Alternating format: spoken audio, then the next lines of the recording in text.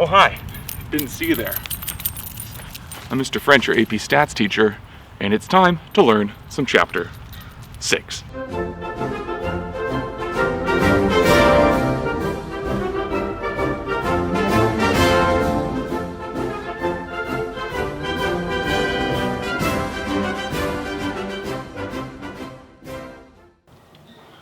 Here we go, folks. Today we are going to be learning about the standard deviation of discrete random variables and continuous random variables. Some of these words might look a little bit familiar. Standard deviation, we'll talk about that. We have two main bullet points for this lesson. We should be able to calculate and interpret the standard deviation of a discrete random variable, and we should be able to compute probabilities using the probability distribution of a continuous random variable. So let's begin with the standard deviation of a discrete random variable. I'm going to bring it back to the APGAR scores. If you don't know what an APGAR score is, take a look at the previous video and you'll find out soon enough. So in the previous video, we talked about that these APGAR scores are distributed like this. So an APGAR score goes from 0 to 10. We saw that it was skew left. We talked about the shape, the center, the spread. We talked about the context. And we found out that the expected value, or the mean of these APGAR scores, is about 8.1. So the mean, or the expected value of x, is around 8.128. So it's about right here, and that seems fairly reasonable, especially with that weighted average expected value. Seems like a reasonable location for what we would expect for the APGAR score, even though it's skewed left, which is kind of nice. So the next thing we're going to learn is what is the typical deviation from this mean, from this expected value. So this is what we're going to do. We're going to learn how to use the standard deviation formula for discrete random variables. So here's what we do. So our goal is to get the standard deviation of this distribution. Now remember, the standard deviation is the typical distance away from this expected value. So I'm going to keep that in mind. So I have the expected value of x, which is the same thing as average of x, which is 8.128. We're going to need to know that in order to calculate the standard deviation. Remember, the standard deviation is the typical distance away from the mean. So this is how we calculate the standard deviation for a discrete random variable. Well, the first thing that we're going to look at first is the variance. If you remember what the variance is really just the standard deviation squared. So we're going to start with that. I'm going to call it this is going to be the variance. So if I can find the variance, we'll just square root it at the end to find the standard deviation. So be really careful with that. The variance is really just the standard deviation squared. So we're going to start with finding the variance. It's a little bit easier. And then at the very, very end, we'll just square root it. So we are going to try to measure the typical deviation away from the mean. So what we're going to do is we are going to take each of these values. I'm going to take 0's distance away from what I would expect. Some of you are probably thinking, or some of you are probably predicting, when we take the distance from the mean, we typically square it, and that is true in this case. So we're going to take the squared difference from the expected value for this value here. However, remember that this value does not come up very often. So when we think about the typical deviation, I don't want this deviation to weight the standard deviation that much, because it doesn't happen that often. It happens 0.001. So it happens, a value of 0 happens less than 1% of the time. So I don't want this square difference to affect our standard deviation that much. So what we do is we multiply this deviation by the probability that it would occur. So we take the squared deviation times the probability that that value occurs. And then we add that to the next. So the value of 1. 1's deviation from the expected value. We square that. And then once again, this has another probability, 0.006. And I want to weight that, a little bit higher than this one, but still not that much. And we keep doing this. We keep taking the value So I put a dot, dot, dot here, so I don't have to write it all out. We take the value of what would occur, we take the difference from the expected value, square it, and then we take that squared difference and multiply it by its probability. So if I were to do the dot, dot, dot here, I'll do like the last two. For the very last two here, we would have 9 minus the expected value squared. Now notice that 9 happens a lot. It's the most likely. It's about a 43% chance. So this deviation should affect the typical deviation the most. And so it's going to have a higher weight attached to it. It has a higher probability attached to it. With this multiplication, we're going to add it to 10 minus the expected value squared. So the squared deviation from the expected value times its probability. And then we add all of this up. So if we were to add up all of these with the dot, dot, dot included, that would take a long time. It's 11 different calculations to make up.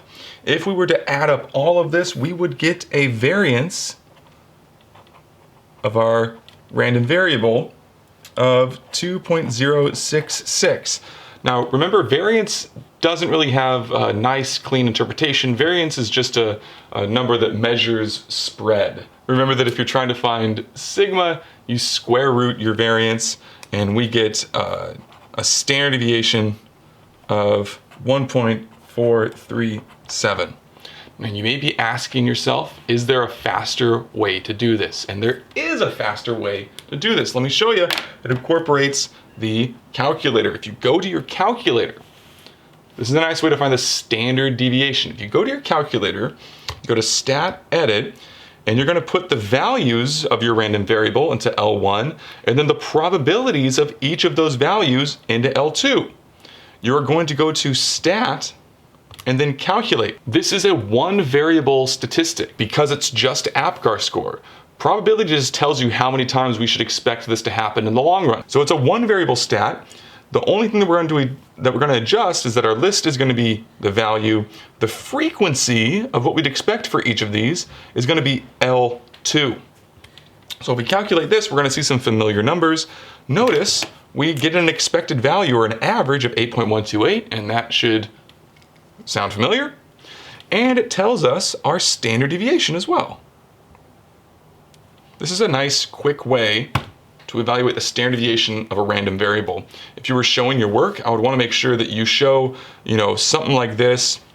If you were finding the standard deviation and trying to show work, I would suggest showing something like this with the square root involved, just to make sure that me or whoever is grading your assessment understands that you know how to calculate and you know the calculations involved, plus dot, dot, dot.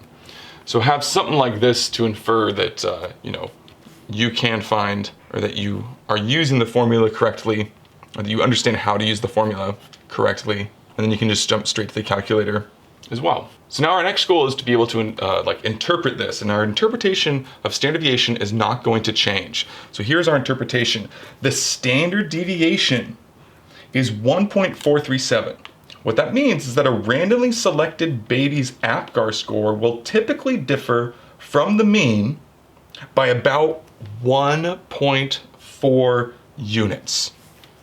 A few key words for standard deviation is that is the typical deviation, so the typical difference from the mean. So typically differ from the mean by about 1.4 units. Now, you could say APGAR scores, but I think the safest thing here is units. We don't really know what the unit is of an APGAR score since it's just a made up measurement of health. So that is an example on how to calculate the standard deviation of a discrete random variable and how to interpret the standard deviation of a discrete random variable. The formula for the variance is in your formula sheet. It's right here, check it out. This is the formula sheet, and it does give you the variance for a random variable. So it looks like this. So an observation minus the expected squared times the probability, you add them all up. But notice how it doesn't give you the standard deviation. So you have to be able to read this and then make sure that you square root the end of it. So now we're going to talk about continuous random variables. So we'll start with the definition. A continuous random variable takes all values in an interval of numbers. The probability distribution of x is described by a density curve. The probability of any event is the area under the density curve and above the values of x that make up that event. So a continuous random variable is a little bit different than a discrete random variable because we cannot count the possible values in a continuous random variable. So examples of continuous random variables are people's heights. Miss French. Yeah? How tall are you? I am 5'5". 5'5". Wow, exactly? Yes, exactly. Holy smokes, you're 5'5". We're just gonna go to the quick calculator. You're 5'5". So you're 5 foot 5 inches. And you're 65 exactly. Well, how do you know you're not 65.00001? Because I'm the measurement that doctors use to guide who's 5'5". Wow, you're it. You are exactly 5'5". Well, that is. And because my doctor told me so. And your doctor told you so. Great, you've been really helpful. Thanks very much. Have a good rest of your day. So Miss French is 5'5". That's 65 inches. Me, I'm 72.637 inches. Other people could have different heights, and it's very, very difficult to get actual whole number heights. Heights could be anything. So Miss French is exactly 65 inches. Somebody else might be 65.5 inches. Somebody else might be 65.005 or 65.00005. You can't count the total possible heights for people. You can't list them. Another example, heights, time. Right now, I usually say that I'm 29 years old, but that's not true because I'm closer to 30 now. I'm about 29.7. But it's also a part of the month, so I could be 25.75 or 25.753. But as the time keeps going, I'm closer and closer to 30, but I can't get the exact amount, the exact age that I am. So time is a continuous random variable. Speed is a continuous random variable. You can't go exactly 60 miles an hour. Heights, time, speed, weight, temperature.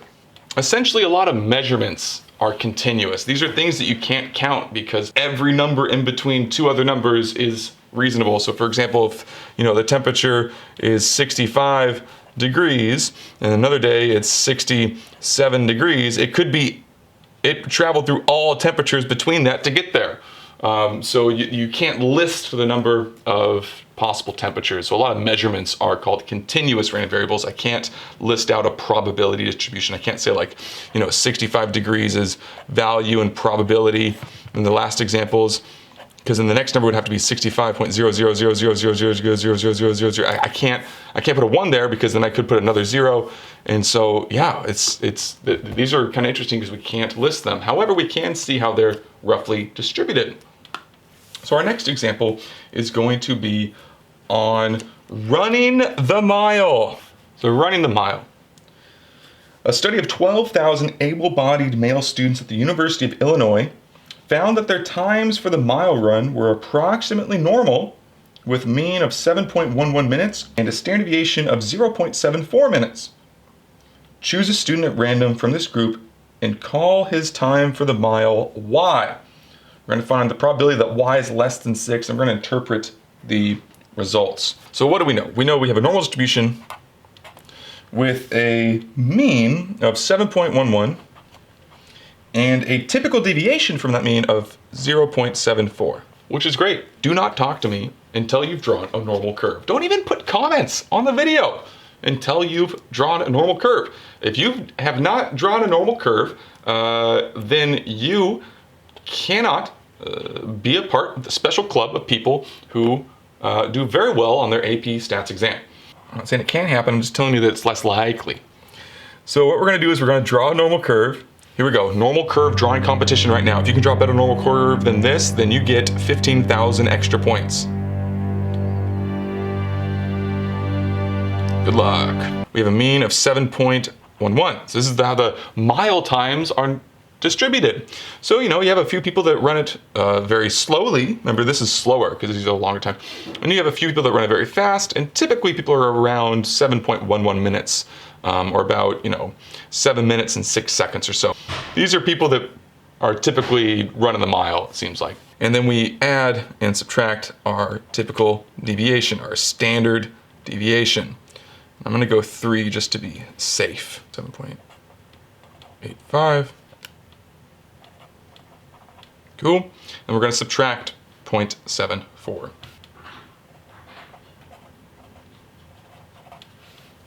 And these are mile times. Now, when you're showing your work, you don't have to, if it doesn't say draw the distribution, you don't have to label it, but I will just kind of put this here. And we want to find the probability that we get a mile time. So we defined the random variable y as the person's mile time. And we want to find the probability that the person ran the mile in less than 6 minutes. I've only done that once in my life.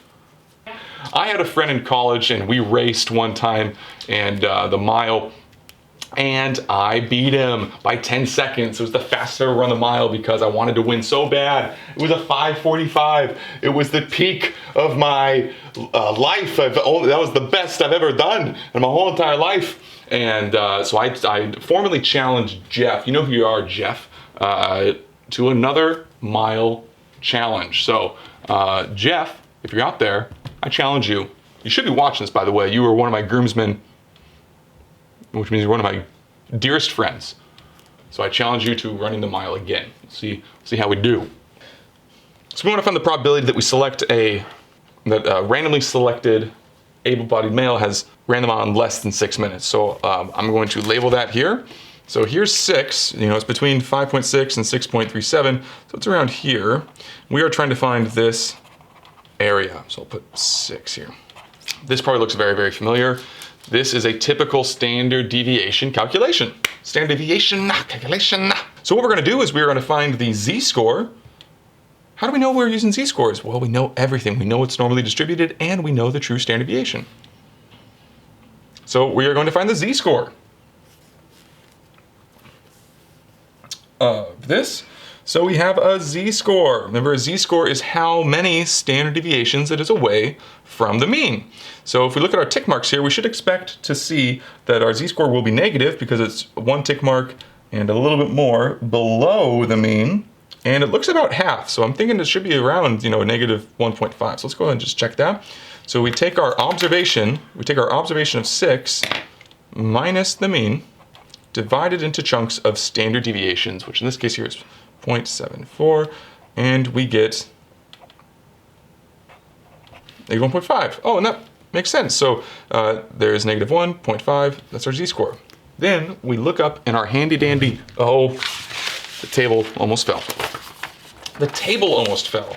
When we look up in our handy dandy z-table, negative 1.5. Negative 1.50 is 0.0668.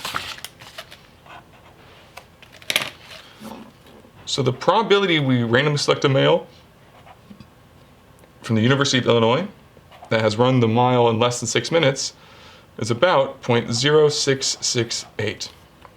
There is about a 7% chance that this student will run the mile in under 6 minutes. So we've done the calculation, we've shown our work. Make sure that you show your distribution, show this. And we've got our solution with our z-score, and we've explained it. And in this example, it asked us to do both. Let's take a look at another example. So here's another example of calculating probabilities with continuous random variables. So the mile time is a continuous random variable because you can't list the total possible number of times. So let's say that instead of just calculating that it's less than a number or greater than a number, I wanted to find the probability that I randomly choose one of these students and they have a time less than 8 minutes, but greater than 6. Let's say that I wanted to look at an interval instead. So here is 6 minutes right here, and then here's 8. And I want to find this area. We're going to do some familiar calculations here. So we're going to find the z-score for 6. So I want to find the area to the left. That's going to be helpful, and especially I'm going to find the area to the left of 8 because I want a portion of this area on the left of 8. So I'm going to take the z-score for 6.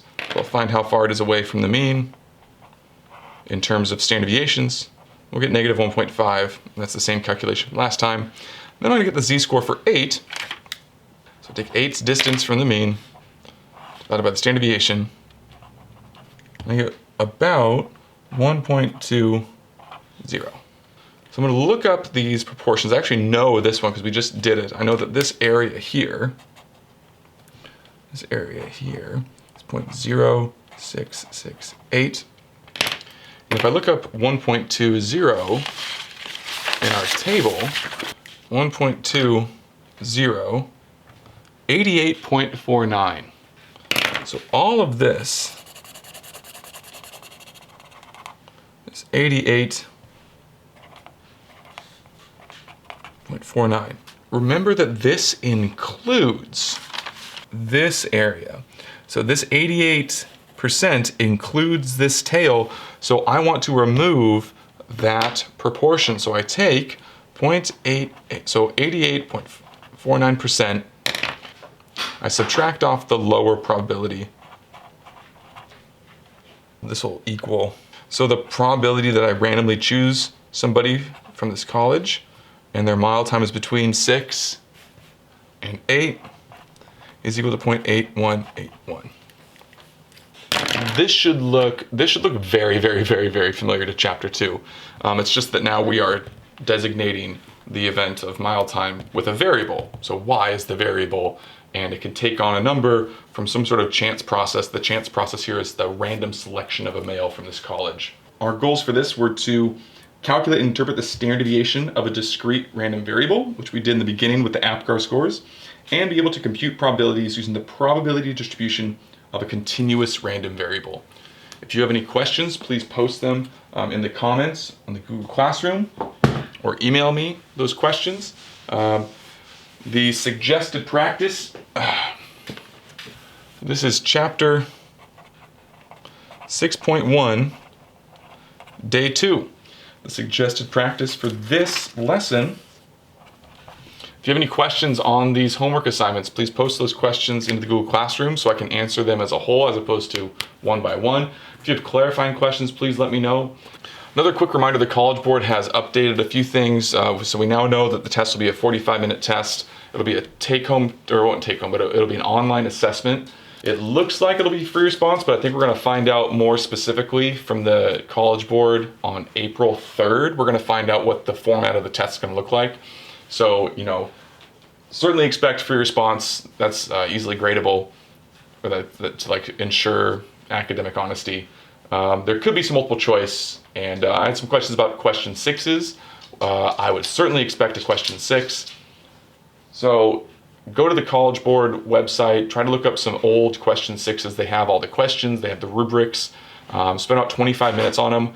I think in a next video or so, I'm gonna go over the question 6 from last year, the 2019 question 6. It's a really great question about calculating a confidence interval for medians. Thanks for watching, and take care of yourself. Wash your hands. Have a good rest of your day. Keep updated on these videos. And hey, I miss you, and I can't wait to see you again sometime in the future. Okay, bye.